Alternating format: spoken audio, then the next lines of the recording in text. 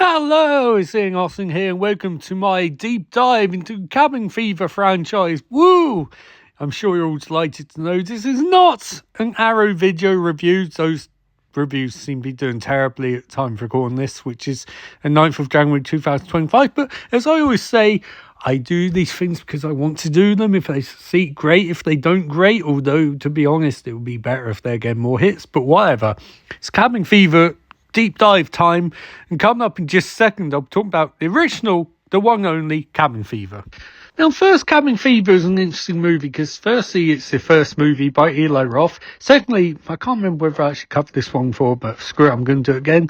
And thirdly, because it is a very unique movie in that it's not the sort of horror movie which was vogue at the time. By that I mean Cabin Fever is funny, but it's not particularly self-referentially funny, and at times the humour is just not funny at all. Like the joke with the old man in the store and the word that he uses, the N-word. I'm going to say N-word because I don't want to say the actual word. And then at the end of the movie, it comes back and you find out, hey, there's context for it. It's like, it's just not funny. It's not clever. It's not funny. It's just bad. But I think Cabin Fever is one of those horror movies which I can admire because it at least has personality. And personality it has is Eli Roth's personality, or at least his personality at the time, where he was making stuff which one could say was a bit more juvenile. Although, I mean, his last movie, Christ, what's it called? Borderlands was very, very juvenile. Although I actually liked that one, but most people didn't, and it was kind of a mess plot-wise. But I think what makes Cabin Fever really work is the fact that it commits to the bit. And by committing to the bit, I mean it embraces the fact that the characters are awful, and they're really, really, really awful human beings. All of them to a T, particularly Paul. Paul might be the worst person in the movie, which is fascinating because he's meant to be the lead character, but he's a scumbag. And I think that's one thing Eli Roth is pretty good at, that he's actually able to, whether intentionally or not, but make some thoroughly unlikable characters and run with it. And I think he does the same thing Thanksgiving, where none of the characters are particularly likable. And I know some people, especially if Hostel, thought that was kind of a downfall because they couldn't really get invested in characters per se because they're all horrible people. But yeah, remember that Eli Roth is making horror movies in a very 80s style. He's clearly inspired by a lot of the 80s slasher movies, particularly Friday the 13th, where they are all mostly unlikable characters and you're not rooting for Jason per se, but at the same time you're like, we're here for the violence and the gore and the bad jokes and the sex. That's what we're here for. We're not really here for character development. And Eli Roth embraces that. And as a result, Cabin Fever, having rewatched it, I really enjoyed it. I thought it was well paced. I thought it was very violent. I thought it not played up, but embraced the sort of slot trashy nature of the genre. And by genre, I mean more of the subgenres. This is obviously a possession, not even possession. This is like a very much a kind of loose zombie movie where there's an infection and there's lots of boy horror. And the boy horror is particularly disgusting, this, by the way. And generally, it's very nihilistic because there's not a lot of hope in this movie at any point. You know, these characters are hopelessly outmatched. There's no one they're really fighting because there's no one you can really fight. The virus is the virus. And once it takes hold, that's it. And it sort of plays into that paranoia aspect loosely of something like Thing, where it's like you're all trapped in the middle of nowhere. You're against something that you can't really comprehend and you can't really deal with. And the restrictions of your location and the fact that you're confined and the fact that locals don't like you, it's definitely got that sort of very, very harsh vibe to it, which I like. And I think Eli Roth is particularly good at it. He does the same thing in Hostel, where the characters are basically fucked from the second they get to the location that they're at. And they don't even know it. They're just screwed. They just are not able to comprehend what's going on. Now, critiques of Cabin Fever. Again, there's a bit of racism in there. I'm not someone who gets too on a soapbox about that stuff. I'm more like, if it's good, it's good, and that's not good, so that could be cut out completely. The characterization, it's not bad, but there is no, well, be honest, there is no real characterization. I think stuff with Deputy Winston is great, and I think really hypes up the movie a bit more because it's so weird. Maybe a bit more of that would have been good, although if you make it too comedic, I think that might be a downfall of it. And I don't know, I feel like the budget he had wasn't that bad, but I think maybe a bit less would have meant a bit more creativity. But I think he embraced everything he needed to embrace in a sort of more, not avant-garde, but in the sense of the material. I think he packed in everything he could and everything he wanted to and everything he's able to, and went really over the top. And I have to admire that because I think horror was getting sanitized for a bit. You know, stuff like Scream 3 was violent, but it wasn't shocking. And not necessarily this was the most shocking movie ever, but it was very hard-edged. Very much like, yeah, you get the sex, the nudity, the violence, the gore, the bad jokes, the inappropriate jokes. I mean, some didn't work, obviously, but this is very much a hard R-rated horror movie, and think it was kind of cool in that regard. Will I say it's one of the best ever made? No, but I think it did a really good job. And I think some of the weirder aspects of it, like Kid and the Bunny and Pancakes, you can say that it took away from the material, but I would say it actually elevated it to an extent by making it really fucking weird. And the weird horror movies are better. So I'd give this 4 out of 5, actually. I was impressed. Anyway, that's my review of the original Cabin Fever. I'll be back shortly in your ears for a review of Cabin Fever 2. Now, Cabin Fever 2 is the one I really want to talk about. And the reason I really want to talk about it is, like, this movie is vile. I mean, it's just stunningly disgusting and unpleasant, and everyone's awful. I mean, like, you think characters in Cabin Fever and Hostel are awful. These ones, Jesus Christ. Even the main guy in this movie, the guy you followed for the entire thing, the guy you meant root for, is a scumbag. Like, he's an asshole. He's just like, when he talks down his love interest and he's so like, happy, so fucking stupid, I'm in love with you and all that crap. It's just like, it's almost like a parody. It's like Ty West is literally, even back then, was parodying the stupidity of that. Like, why don't you see how much I love you bollocks? As if there's anything good about that sort of obsessive nonsense. Like, surely, like, at this point, we've all outgrown that crap. Back then, it was like a big thing in movies, but I kind of love how audacious this is to just have it openly as in a fuck this sort of mindset. And I know Ty West doesn't like this movie. Ty West obviously is the guy behind Maxine and X and Pear, and he's a really fucking good writer-director. And he made this movie because Eli Roth originally was going to do it, but they weren't going to go for his idea, so he's like, okay, we'll get this guy to do it. And I gotta be honest, I know this is cut to ribbons, just watching it, you know it is, because there's so much where it's just like, the sense of character, because clearly at one point this had a lot more character development, and it was nuked out of the movie, and it was just turned into like, gag horror. In some cases, there's literally gag horror in this movie. If you don't know what I was talking about, it's basically, you know, fellatio horror. Fellatio horror. But the thing about this movie is, like, it's just gag after gag, violence after violence, nudity sets. Like, Cabin Fever, I mean, it had, like, a build-up tension throughout the movie. But this one's like, for one, is clear bad guys. Those guys who come, well, I don't even know if you call bad guys. They're like clean-up crew. Although I suppose you would call a clean-up crew bad guys. But basically, they just want to stop things spreading. Actually, about that, so this movie's very much like a big sequel in terms of like all the ideas from the original movie escalated. And in some ways, it's more of an action horror movie because there's a lot more like I said earlier, gags and violent, like death scenes and stuff like that. I suppose because they're dealing for high school. And I think those are actually, for my money, the strongest parts of the movie where it just goes full blown into those.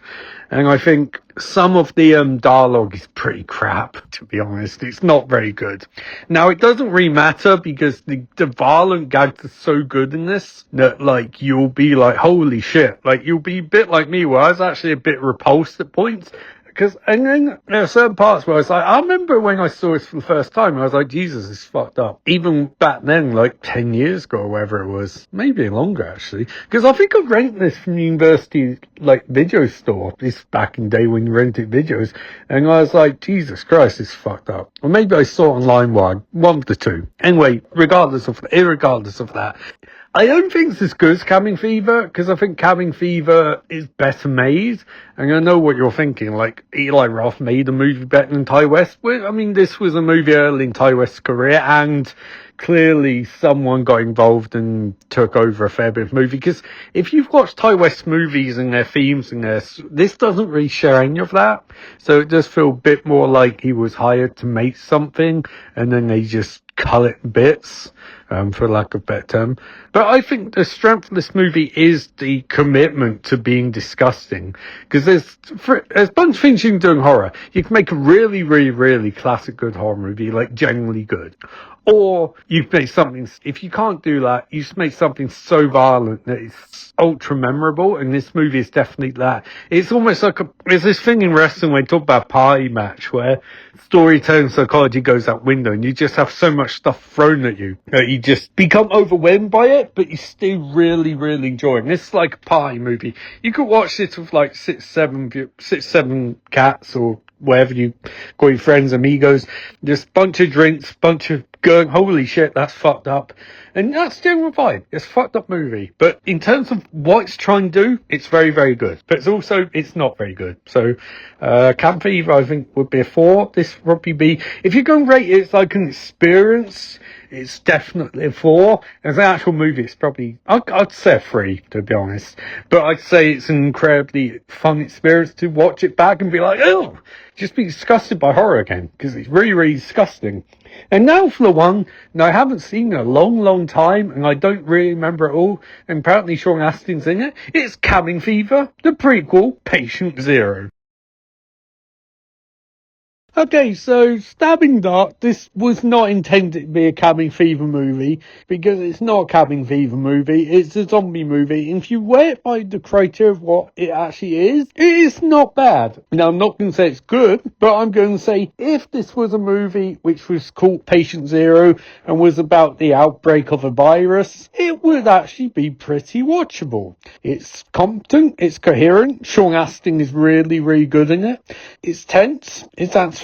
Yes, there are parts of it where it feels like it's being hacked to bits with a fucking chainsaw and then put together in some sort of Frankenstein's monster configuration, but it would be very watchable. It would be a watchable movie, and you come out of it and be like, that's cool. But it is not a Cabin Fever movie. It is a capsulation on a brand name, which, to be honest, I really don't know why you do that, considering there's only 2 other Cabin Fever movies, and its name value on its own isn't that great. But maybe they're able to sell it by going, we'll call it Cabin Fever, but fuck all of Cabin Fever. Firstly, because I always thought this was a prequel, but this doesn't work as a prequel in the slightest, because the entire aspect of what these characters are going through has nothing to do with what they go through in the original movie or the sequel. It's nothing to do with it. So it doesn't work as a sequel. It does not. A prequel, so it doesn't work. It doesn't work as a sequel because it doesn't match the movies either at all, because like it's just dumb. So it's sort of like it's kind of prequel but not really, kind of sequel not really, but also it's a bit crap if you view it as a Cabin Fever movie because it doesn't make any goddamn sense. Okay, a reason for that, there is no humour to this at all. Like the first movie obviously had humour to it. It was mostly serious. But there were parts of it where it was kind of funny. And the sequel was basically, after the producers mauled it to shit, was just a bunch of violent gags, most of which were actually kind of funny and kind of disgusting at the same time. And this movie has no sense of humour whatsoever, which again is fine, it doesn't need to. But if it wants to be a Cabin Fever movie, it should have that slightly ironic sense to it. Now also, the story doesn't make any goddamn sense. Really and truly, it doesn't. Because, okay, if you view this as a prequel or sequel to Cabin Fever, you have to basically believe that this thing occasionally will create zombies. Yes, this movie has fucking zombies, which is ridiculous in so many levels. But apparently one of the zombies can hold gun, which is just like, I know Day of the Dead did that, but, you know, it's pretty dumb in this movie. Oh, God. Also, this movie suffers from what I call locational dumbness, in which case characters struggle getting location, and they have to use their resources, and it's quite a tense scene, and then somebody just shows up in the same location, and you never explain how he got in. He got in through contrivance, but that doesn't work for a movie, because why'd you have that scene of it being difficult to get in, and they got locked in, so another guy can just walk in? Because then they can just follow him out. Like, they want to escape, and he clearly has a way to get out that they don't know about, and they never ask him about it. It's fucking ridiculous. But is it a bad movie? Yeah, it's a bad fucking cabin fever movie, but it's an okay movie with some decent parts. And it's dumb. It's really dumb, okay? It's a dumb movie, but it's not the worst movie I've ever seen. It is the worst cabin fever movie I've seen, because it's not a fucking cabin fever movie. It's first on a fucking island, and secondly, like, the ease people have of leaving facility, getting into difficult, leaving's easy. It's not really much of a cabin fever setting. And also, these characters are really, really dumb. They trust blatantly evil people, and And also, there's entire character arcs set up, which go nowhere, and there's a large part of the movie where Sean Astin, who's the best part of the movie by far, just fucking disappears, and then for half an hour, and then it's sort of like, they bring that part back, and it's like, at one point you're jumping between two stories, and then it's just, And the other thing is, the movie just so fucking ends. It's like, you got this entire setup from first act, which you think is going to come in playing last act. No, fuck that. It just stops. It's like they run out of money, you know? I guess that's probably what happened, but it's a bit annoying. So I'd recommend you watch this, because Sean Astin's really, really, really good in it. But if you found the other two Cabin Fever movies, don't fucking watch this. I'll go watch fucking Cabin Fever, the remake or whatever, which I'll be watching and reviewing in just a second. And there goes the last Cabin Fever for now, one which was not a sequel to the original ones, but also it's not a sequel to the last one, which was kind of a prequel, but not really a prequel, but it's not set in that continuity either. It's like a completely different continuity, but made by the same company who made the last one. So I don't have a fucking idea at this point. All I know is that this movie is graded very similarly to the last one, where if you view it as its own thing, I mean, actually, you can't view this one as its own thing, because it's literally based on Eli Roth's script of his movie, of his one that he made. But the fundamental problem is, this movie sticks to the script, but it has none of the personality. I'm not saying it doesn't have personality of its own, but what I'm saying is, unlike something like Evil Dead 2013, which people said is a complete remake of the first movie, and was to a lot of extent, but there were a lot of things in it which were unique. This doesn't really have anything unique. Yes, there are touches and little bits here and there, but there's nothing to hook on. You know, it's not even different characters. It's literally the same characters in a different style of movie. And it does underscore the fact that Eli Roth's Cabin Fever, what worked about it was his personality came through. Yes, sometimes that was inappropriate. Yes, sometimes it was unpleasant. Yes, sometimes it wasn't very good, but at least it was different. This is not different. This feels like for lack of a better term, it feels like if you put Eli Roth's Cabin Fever through an AI generator and it spat out its take on that movie. Now, I'm not saying this is an AI movie, because clearly it isn't. It was made in 2016, and AI wasn't, I mean, it's still not very advanced. It's pretty fucking shit, to be honest. But it was nowhere near, back then, it was nowhere near even pathetic level it is nowadays. So this obviously is a movie made by people, but it's not a very good movie. And I know what you're thinking. You make Bubba Batchin. How can you judge anyone else's movie? Well, I can judge other people's movies because they had more money and they had more finances and they had more stuff to use and locations and bits and bobs, and they made this. And hey, look, you know, I'll give them their due. It's okay. It's not very good, but it's okay. If you hold it up, it is a movie. Stuff happens, But what I'm trying to say is, it's an adaptation that's begging for something different. I mean, I would personally, if I was doing this, I would have had it be a pseudo sequel to the prequel, Cabin Fever, despite the fact that I still don't know if Cabin Fever Patient Zero is actually a prequel or not. I would have had it in that continuity. Do this one, do a movie.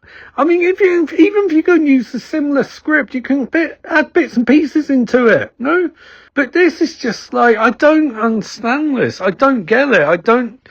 Because Cabin Fever already was very much inspired by stuff like Evil Dead and the 80s slasher movies. So remaking it with the same script, but not doing anything interesting with it, I don't get it. I just don't get it. And I also think it's frustrating because there are parts of this which are disturbing. In fact, I'll say it right now, the parts of this which I do actually like are the parts which deviate from the original. Why didn't they just do more of that instead of sticking to it? Because Cabin Fever is not a beloved classic. You know, I like it, I enjoy it, but I certainly wouldn't have objected to something fucking different. I mean, I like the second one, where it's set in a school and it has nothing to do with cabins or Cabin Fever. I even kind of, although it's not very good, I kind of enjoyed Patient Zero because at least it was something different. It wasn't good and it was a mess, but, you know, but this one, so like, and I won't even blame the actors, because it's like, clearly they were told, you know, we don't want any of that weird Eli Roth stuff in the movie. In which case they did butcher the script a fair bit, because that weird idiosyncratic stuff was the point of the fucking movie. To do something different, old school. And yeah, I think they wanted to basically achieve what Evil Dead 2013 achieved, but that committed to the bit. And this didn't really commit brilliantly. So I think this is the worst of all four. Yeah, so not particularly a fan of this one. But anyway, that's my deep dive into Cabin Fever movies. And at some point I'll deep dive into some other movies. Okay, bye.